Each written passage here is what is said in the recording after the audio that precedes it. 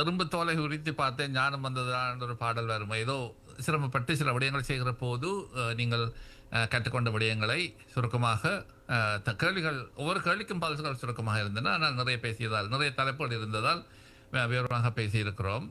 அந்த வகையில் நீங்கள் எழுதியிருக்கும் இந்த அந்த அந்த நூலின் ஒரு ஒரு அறிமுக கருத்தை நீங்கள் சொன்னதை பார்க்கிற போது என்னென்ன குவிந்திருக்கும் கல்வி அறிவையும் வாழ்வு அனுபவங்களையும் கல்விசார் கண்ணோட்டங்களையும் என்னை அடுத்து வரும் தலைமுறையினர் பயனடையும் வண்ணம் பகிர்ந்து அளிப்பதில் இடையோறாத ஆர்வம் கொண்டிருக்கிறேன்.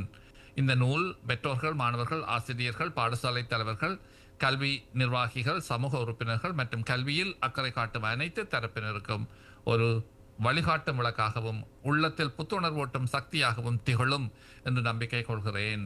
இந்த நூலை கையில் எடுக்கும் ஒவ்வொரு வாசகரும் தங்கள் குறிக்கோள்களை அடைவதற்கான புது வலிமையோடும் தளராத மன உறுதியுடனும் பயணிப்பார்கள் என்று முழு நெஞ்சுடன் நம்புகிறேன். கல்வியின் நோக்கம் மாணவர்களின் மனதை உண்மைகளால் நிரப்புவது மட்டுமல்ல, அவர்களுக்கு சிந்திக்க கற்றுக் கொடுப்பதே என்று அந்த அந்த அந்த உரைப்பகுதி நிறைந்திருக்கிறது. நீ உனது கல்வியில் அடைந்த உயர்வின் மதிப்பு நீ எங்கு நிற்கிறாய் என்பதில் இல்லை, உன்னால் எத்தனை பேர் எழுந்து நிற்க முடிகிறது என்பதில் தான் இருக்கிறது என்ற எமிலி டிக்கன்சன் அந்த அந்த அந்த கவிதையையும் நீங்கள் உங்கள் அந்த உரைப்பகுதியில் கொண்டிருக்கிறீர்கள். என்னுடைய முயற்சி இந்த அந்த அழகாக அங்கே இறுதியாக விக்கி அங்கே வாசித்து காட்டினார். நீ அடைந்திருக்கின்ற நீ கல்வியில் அடைந்திருக்கின்ற உயரம் நீ எங்கு நிற்கிறாய் என்பதில்லை, உன்னால் எத்தனை பேர் பலன் அடைந்திருக்கின்றார்கள் என்பதில் தான் தங்கியிருக்கின்றது என்று. அதாவது யாம் பெற்ற இன்பம் பெருகை வையகம், நான் பெற்ற கஷ்டம் இந்த வையகம் பெறக்கூடாது, நான் பெற்ற இன்பம் இந்த வையகம் பெற வேண்டும் என்பதுதான் எனது அந்த அந்த மோட்டோ.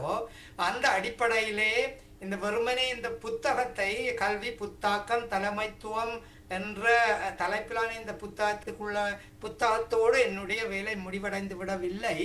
இருந்தாலும் வார ஏப்ரல் மாதம் அளவில் வெளிவர இருக்கின்ற யாழ்ப்பாணம் கிளிநொச்சி பகுதிகளிலேயே வெளியிட இருக்கின்ற இந்த புத்தகத்தை நீங்கள் வாங்கி கட்டாயம் படியுங்கள்.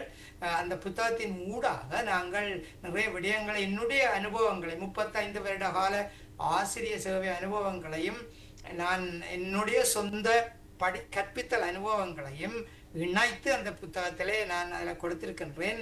இந்த இடத்திலே நான் இலங்கை குறிப்பாக தாயகத்தில் உள்ள மக்களுக்கு சொல்ல வேண்டிய, பெற்றோர்களுக்கும் ஆசிரியர்களுக்கும் சொல்ல வேண்டிய ஒரு விடயம், பெற்றோர்களே தயவு செய்து உங்களுடைய மாணவர்களுடைய கல்விகளில் அதீத ஈடுபாடு வைத்திருங்கள். வீட்டிலும் சரி பாடசாலையிலும் சரி, பாடசாலையில தொடர்பு கொண்டு அவர்களுக்கு உங்களுடைய விருப்பு வெறுப்புகளை, உங்களுடைய பிள்ளை தொடர்பான விருப்பு வெறுப்புகளை தெரிவியுங்கள். அவர்களிடமிருந்து ஆலோசனைகளை கேளுங்கள். ஆசிரியர்கள் தயவு செய்து மாணவர் மைய கல்வியை முன்னிறுத்துங்கள். அவர்களுக்குரிய இடத்தை கொடுங்கள், அவர்களுக்குரிய அந்த அங்கீகாரத்தை கொடுத்து அவர்களிடமிருந்து அறிவை வெளியிலே கொண்டு வாருங்கள். இது ஸ்டூடெண்ட்ஸ் சென்டர்ட் லேர்னிங், அதைத்தான் நான் அழுத்தமாக கூறுவேன். அதை அடுத்து மாணவர்கள், நீங்கள் உங்களுடைய கல்வியை மட்டும் கவனத்தில் எடுக்காதீர்கள். தயவு செய்து உங்களுடைய தலைமைத்துவ திறன், புத்தாக்கம், அதாவது படைப்பாற்றல், உங்களால் டெக்னாலஜி அல்லது ரைட்டிங் ஸ்கில்ஸ் அதில் வளர்த்து கொண்டு வாருங்கள். நீங்கள் ஒரு காத்திரமான ஒரு சமூகத்துக்கு பலனடைக்கக்கூடிய ஒரு மாணவர் சமுதாயமாக நீங்கள் நிச்சயமாக உருவாகுவீர்கள் என்ற நம்பிக்கையுடன் தொடர்ந்து என்னுடைய சேவைகளை வெவ்வேறு வழிகளில் இந்த தாயக மாணவர்கள், ஆசிரியர்கள், பெற்றோர்களுக்கு நான் வழங்க எப்பொழுதும் தயாராக இருக்கின்றேன். மிக்க நன்றி. ஒரு கணம் காத்திருங்கள் ஞானம். ஒரு தொலைபேசி அழைப்பு காத்திருக்கிறது. நாங்கள் ஏற்கனவே நிகழ்ச்சியை நிறைவு செய்திருக்கிறோம். இருந்தாலும் அந்த கடைசி நிமிடத்தில் வந்த அழைப்பு ஒன்றை சுருக்கமான அழைப்பாக இருக்கும் என்று நம்பிக்கொண்டே இணைத்திருக்கிறேன். வணக்கம். ஒரு கேள்வியாக வேண்டாம், பதில் சொல்ல முடியாது, நேரம் தாண்டி இருக்கிறது. சொல்லுங்கள். கேள்வி அல்ல, ஒரு கோரிக்கை.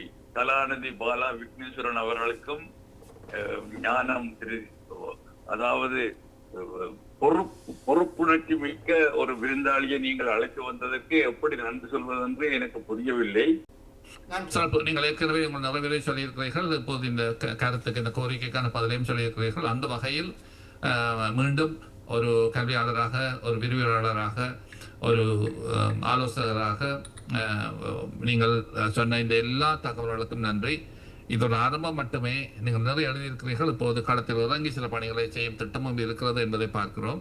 இவை எல்லாமே தன்னார்வ அடிப்படையில் இந்த விதமான வருமான நோக்கி அன்றி இந்த யாம் பெற்றதை மற்றவர்களுக்கும் கொடுக்க வேண்டும், கிவ் சம்திங் பேக் என்ற அந்த அடிப்படையில் நாங்கள் எல்லோருமே இலவச கல்வி பெற்றவர்கள் தான் இலங்கையை பொறுத்தளவில். முடிந்த அளவுக்கு அக்கிராம பின்னணியை கொண்டவர்கள் பலர். ஆகவே முடிந்த அளவுக்கு இலங்கையின் ஒவ்வொரு மூலைகளில் உள்ள தமிழர்களில் இருந்து தான் நாங்கள் தமிழ் பேசுபவர்களில் தான் நாங்களால் ஆரம்பிக்க முடியும். அந்த தேவை இருக்கிற போது தனக்கு மிஞ்சியதுதான் தானம் என்று சொல்வார்கள். சேரிட்டி ஸ்டார்ட்ஸ் ஃப்ரம் ஹோம் என்று சொல்வார்கள்.